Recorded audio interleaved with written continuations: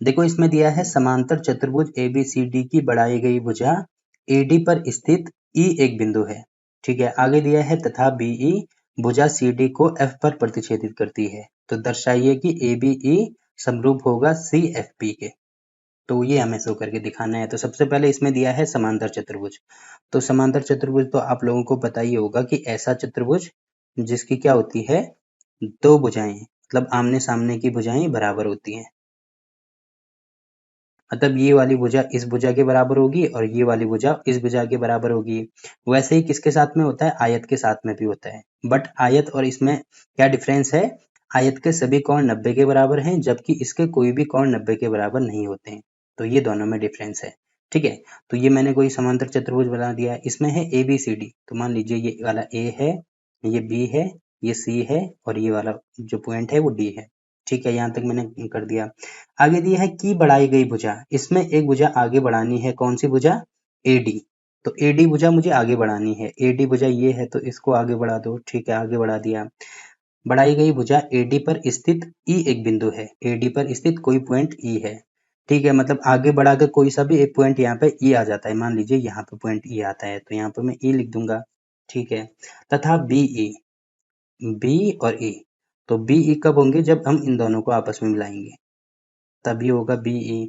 ठीक है, तथा BE भुजा CD, जो BE है वो भुजा CD या DC को किस पर काटती है, F बिंदु पर काटती है। मतलब ये वाला जो पॉइंट है वो F हो जाएगा। तो हमें क्या शो करके दिखाना है कि दर्शाइए कि ABE, A, B और E, मतलब ये वाला जो त्रिभुज है वो, और CFB, CFB ये वाला जो त्रिभुज है ये क्या होंगे, समरूप होंगे। ये हमें शो करके दिखाना है।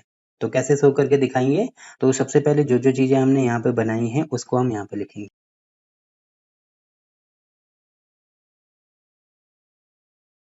तो देखो जो जो चीजें हमें क्वेश्चन में दी थी वो सबसे पहले हमने यहाँ पे लिख दी। जैसे यहाँ पे दिया था कि समांतर चतुर्भुज ABCD की बढ़ाई गई भुजा AD पर स्थित E एक बिंदु है तथा BE भुजा CD को F बिंदु पर, F पर प्रतिच्छेदित करती है।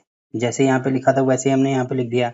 और हमें सिद्ध क्या करना है, या हमें दर्शाना क्या है, जो AB है वो समरूप होगा CFB के। ठीक है, तो अब यहाँ पे क्या लिखेंगे हम, त्रिभुज, क्योंकि ये हमने समरूप शो करके दिखाना है तो यहाँ पे लिखेंगे त्रिभुज ABE। एक तो ये हमें इसके समरूप शो करके दिखाना है, तो मैंने लिख दिया त्रिभुज ABE तथा CFB में। तो देखो यहाँ पे क्या क्या चीजें होंगी। तो आप यहाँ पे देख रहे हैं कि ये वाली भुजा इस भुजा के समांतर है और यहाँ पे पूरा इस प्रकार का जेड बन रहा है। तो मैंने बोला था जहां पे भी जेड बनेगा इसका मतलब वो एकांतर कोण होंगे। तो ये वाला जो कोण है वो ये वाले कोण के बराबर होगा। तो यहाँ पे लिखेंगे कोण AB और दूसरा कोण कौन सा है, मतलब ये वाले, पहला ये वाला कोण लेंगे तो कोण ABF, तो ये हो जाएगा ABF बराबर होगा कोण किसके, ये वाले कोण के, मतलब BFC। तो ये हो जाएगा BFC। इसका रीजन क्या देंगे, ये क्या है, एकांतर कोण है, एकांतर कोण। ठीक, तो पहली चीज ये होगी। अब इसमें आप देख रहे होंगे कि ये वाला कोण और ये वाला कोण आपस में बराबर होता है, क्योंकि आप यहाँ पे देख रहे हैं कि जो ये है ये एक समांतर चतुर्भुज है। तो यहाँ पे लिख देंगे जो कोण कौन सा है, DAB, वो बराबर होगा BCD के।